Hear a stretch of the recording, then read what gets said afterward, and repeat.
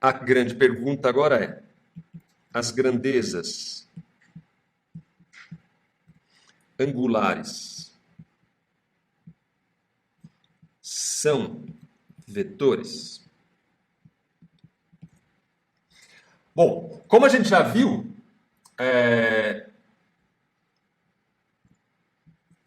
a posição, velocidade, a aceleração de uma partícula, elas são normalmente expressas através de vetores, principalmente, né, quando a gente trata do deslocamento linear. No entanto, no caso que a mesma se movimentasse numa linha, pensa no movimento retilíneo, no movimento de translação, se você tiver o deslocamento em torno somente do eixo x, né, ou seja, em torno de uma linha, você, em teoria, nem precisaria definir um vetor. Né? Você simplesmente fala se ele é positivo, ou seja, para a direita, ou se é o deslocamento negativo, que é para a esquerda. Então, para o caso de translação, a gente, de forma geral, usa vetores, né? Mas se ela estivesse se movimentando em torno de uma reta, de fato não se faria necessário o uso de uma notação vetorial. Porque a partícula só se move em dois sentidos, né? Que pode ser o positivo ou o negativo. Então, nesse caso, em especial, onde você tem somente deslocamento em torno de uma reta, né? Por exemplo, em torno aqui do meu eixo x, basta dizer se é positivo ou negativo. Da mesma forma, o corpo rígido, que está em rotação em torno de um eixo fixo, ele só pode girar em dois sentidos, que é no sentido horário ou no sentido anti-horário. De forma que a gente pode simplesmente definir ele como sentido positivo ou negativo. Em teoria, bastaria você dizer isso. Você não precisa definir um vetor posição angular ou etc, porque o movimento ou ele é positivo ou ele é negativo dado um eixo. Mas a questão aqui é que, no caso geral, será que a gente pode expressar o deslocamento, a velocidade e a aceleração angular de um corpo rígido através de vetores? Né? Será que dá para fazer isso? E a resposta é sim, porém há ressalvas. E aqui vale a pena enfatizar bem o que vem a ser essa ressalva. O importante vocês terem em mente é que o deslocamento angular ele não pode ser tratado como um vetor. Vou repetir, o deslocamento angular ele não pode ser tratado como um vetor. E isso acontece porque ele não obedece às somas, às regras da soma vetorial. Então, o deslocamento angular ele tem essa peculiaridade de não obedecer às regras de somas vetoriais. O que eu quero dizer com isso? Então, vou inserir uma figura aqui para deixar isso bem claro. Olha só o que acontece aqui. Aqui eu estou fazendo duas rotações. Uma em x e uma em y. Se eu fizer, parto dessa condição inicial aqui. Condição inicial, condição inicial. Está aqui. Faço uma rotação em x. Inicial, inicial. Se eu fizer uma rotação em x, eu venho parar nesse caso aqui, nessa posição. E depois eu faço uma rotação em y. E eu venho parar nessa posição aqui. Agora eu faço o contrário. Primeiro eu faço uma rotação em y, aqui. E depois eu faço uma rotação em x. E o que eu observo é que o resultado é um resultado diferente. Então, o deslocamento angular, ele não obedece à regra comutativa, tá certo? Então, vou enfatizar aqui, o deslocamento angular não obedece à regra comutativa. Ou seja, A mais B é igual a B mais A. Mas no caso do deslocamento angular, isso não acontece. Se eu fizer um deslocamento em x e depois fizer um deslocamento em y, é diferente de fazer o deslocamento em y e depois fazer um deslocamento em x. Então, pelo fato do deslocamento angular não obedecer à regra comutativa, nós não podemos definir o deslocamento angular como um vetor. Então, o deslocamento angular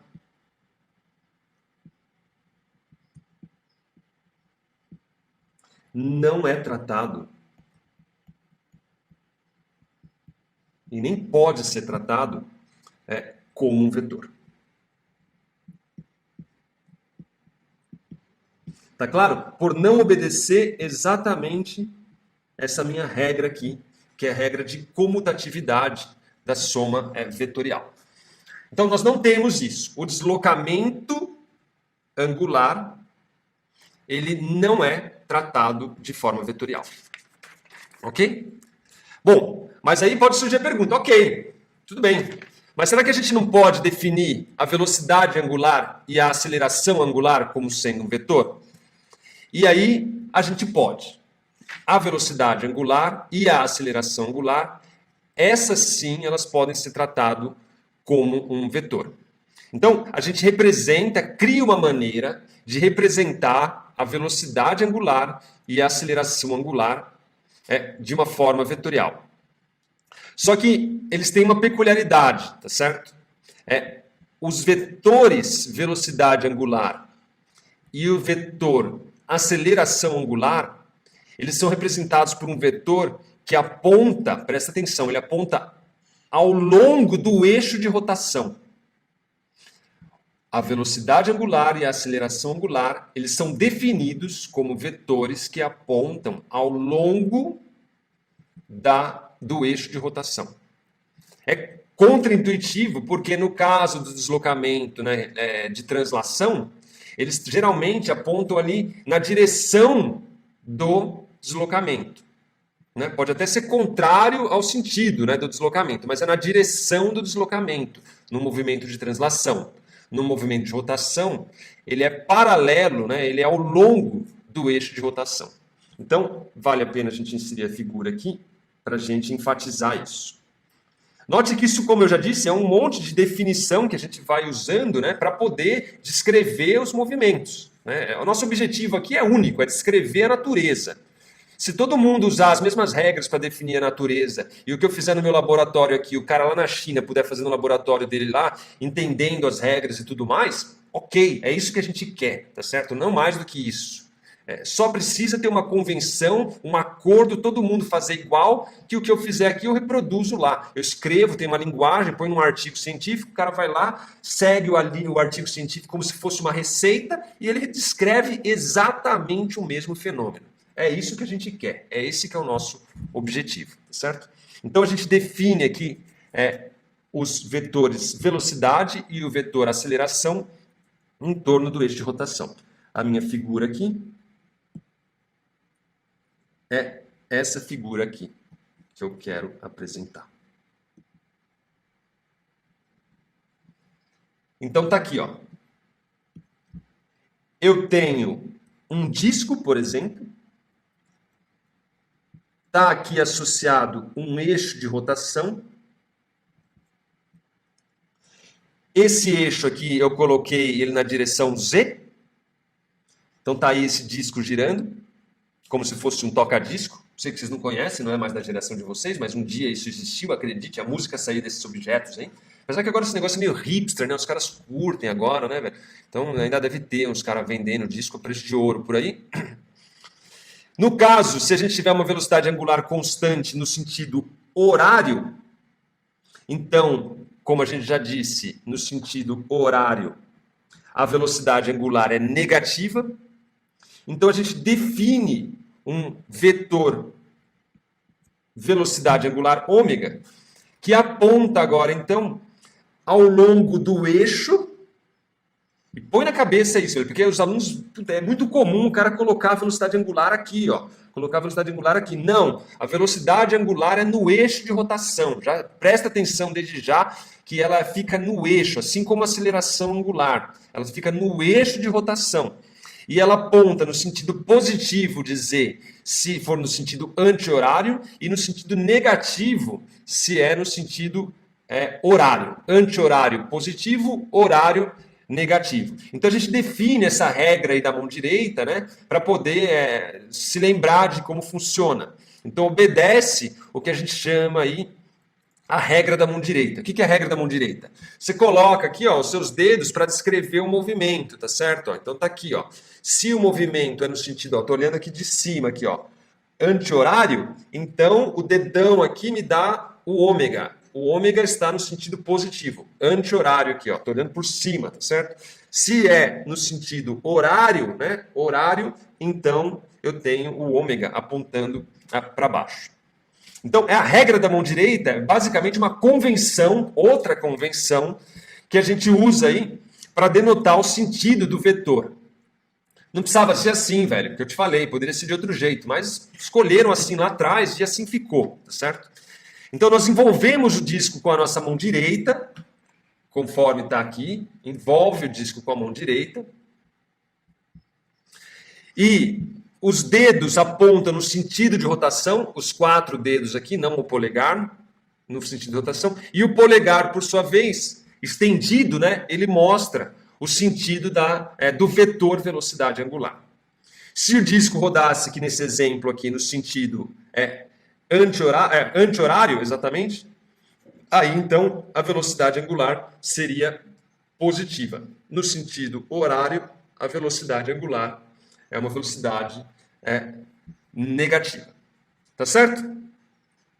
Aqui, enfatizando novamente, vale frisar que a representação das grandezas angulares por vetores não é tão fácil assim da gente assimilar como as grandezas lineares, tá certo? Por que não é tão fácil? Porque não é tão intuitivo, né? Aqui, nada está se movendo na direção do vetor.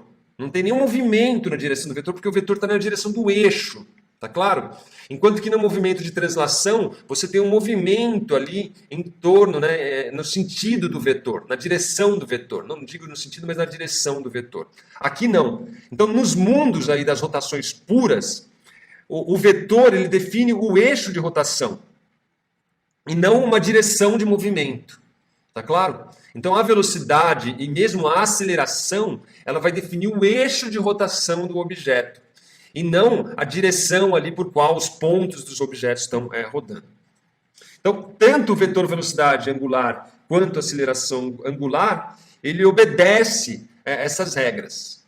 E vale enfatizar que esses sim são vetores, porque sim, eles obedecem às regras tanto de permutação quanto de comutação, todas as regras vetoriais, né? Então, eles definem um espaço vetorial e eles podem, então, ser tratados como vetores. Ao contrário do deslocamento angular, que não obedece à regra de comutatividade. Tá certo?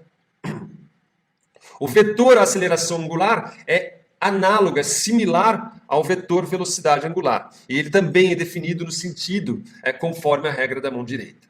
Então, se o objeto está acelerando no sentido de aumentar o número de rotações no sentido anti-horário, a aceleração angular é uma aceleração positiva. Se ele está acelerando no sentido de aumentar a velocidade angular no sentido horário, então a aceleração é negativa. Aumentar no sentido anti-horário, positivo. Aumentar no sentido horário, negativo. E pode ser que ele esteja diminuindo a velocidade, né? Se ele está diminuindo a velocidade, né, no sentido abrecá-la ali, diminuindo a velocidade no sentido anti-horário, diminuir no sentido anti-horário significa ter um freio, né? Logo, é uma aceleração negativa. Se ela está diminuindo no sentido horário, diminuir no sentido horário significa que a aceleração ela é anti-horária, logo é uma aceleração positiva. Beleza? Então, isso precisa ter em mente, velho. Posição, deslocamento angular não é uma grandeza vetorial. Velocidade angular e aceleração angular podem sim ser definidos como uma grandeza vetorial, porém com as suas peculiaridades. Elas apontam no eixo, elas definem o eixo de rotação e não estão relacionados com o movimento das partículas que compõem o eixo, que compõem o corpo rígido. Beleza?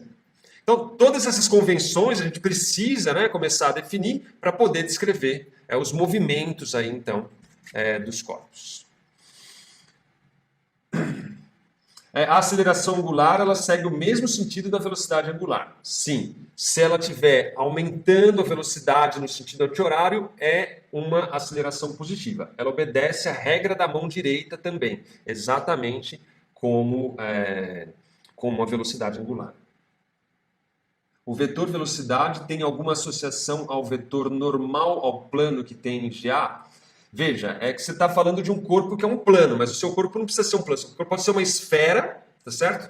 E aí você põe um eixo nessa esfera. É o eixo que define a posição do vetor velocidade e a posição do vetor aceleração. Você pode ter um eixo que está cruzando aqui um objeto na diagonal, e aí ele não está relacionado com o vetor dA ali associado, por exemplo, ao plano, né? Porque o vetor dA ele é sempre perpendicular ao plano, mas o meu eixo de rotação não precisa ser perpendicular ao plano, ele pode ser qualquer, né? Então, ele está relacionado ao eixo e não ao normal ao plano, simplesmente ao eixo. O seu eixo não precisa ser normal à superfície, né? Ele pode ser... Você pega um livro aqui, põe ele na diagonal e passa um eixo aqui, pronto. O eixo está aqui, a velocidade está aqui, enquanto que o vetor normal, né, ele tem uma certa angulação com o eixo. A velocidade e a aceleração vão estar definidas no eixo de rotação. Isso precisa pôr na cabeça, hein, velho? No eixo, porque eu falo 50 mil vezes, velho, e 40%, 50% das pessoas vão colocar a velocidade no sentido da rotação das partículas, etc., dos elementos que compõem o corpo rígido, e não é isso. A velocidade e a aceleração definem o eixo de rotação. Eu sei que é repetitivo, né, cara? Mas eu sou repetitivo porque eu sei que eu posso repetir isso 50 vezes e o negócio não funciona. Então, eu preciso repetir 1000 vezes para tentar ao máximo fazer o negócio funcionar.